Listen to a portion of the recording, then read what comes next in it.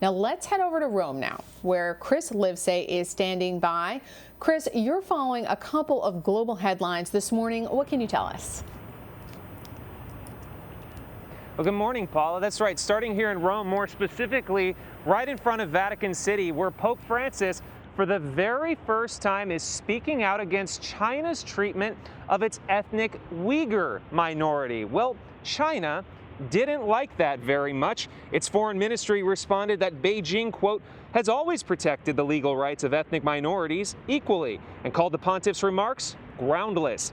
This despite widespread belief that the Chinese government has rounded up as many as 1 million Uyghurs in what Beijing defines as re-education camps.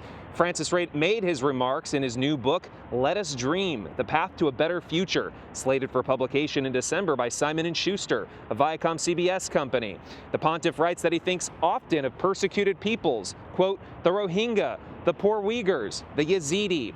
Beijing initially denied the existence of the camps, then said they provide, quote, job training and education for a Muslim population that it says can be a terrorism and security risk.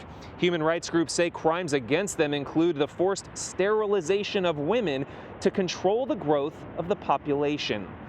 Next, we head to East Africa, where the Ethiopian military has vowed to attack rebel territory in the north of the country, as a deadline to surrender expires today.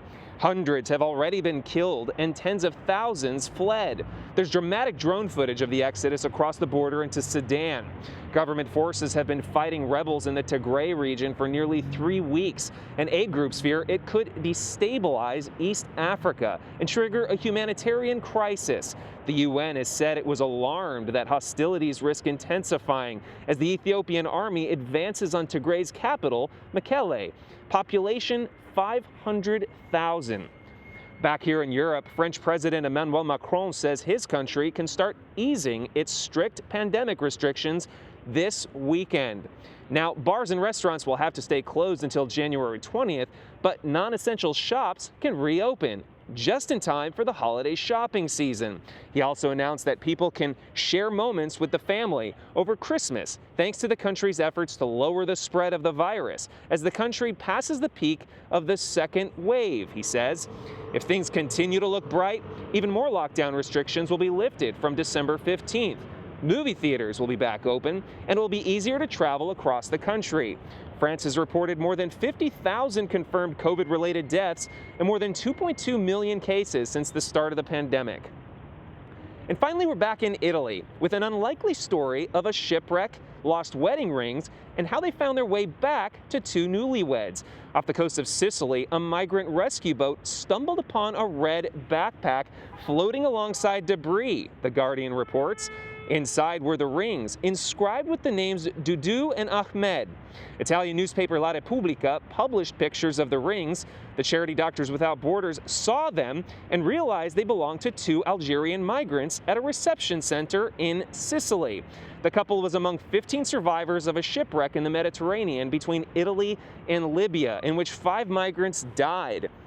As soon as they showed us the photos of the rings, I couldn't believe it, Ahmed told Doctors Without Borders.